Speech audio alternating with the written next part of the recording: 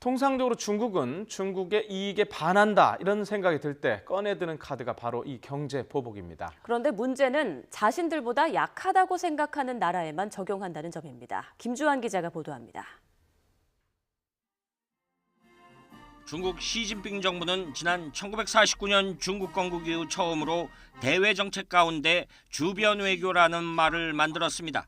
주변국과 경제적 유대 관계를 견고히 하고 안보 협력을 심화하며 긴밀한 인문 유대 강화를 통해 설린 우호 관계를 강화시켜 나가겠다는 것이 핵심 내용입니다.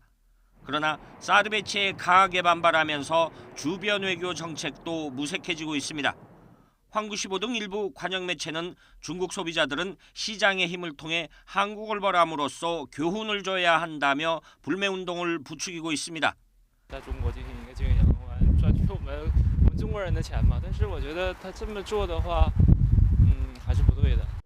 이러한 경제 보복은 그러나 중국이 불이익을 받을 가능성이 없다고 생각할 때만 적용하고 있습니다. 대표적인 사례가 몽골입니다.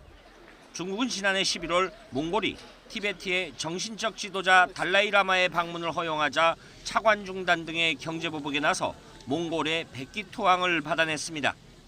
반면 지난 1996년 7월 일본 구구단체인 일본 청년사가 센카쿠 열도 내에 조호도에 상륙해 등대를 설치했을 때는 아무런 조처를 취하지 않았습니다.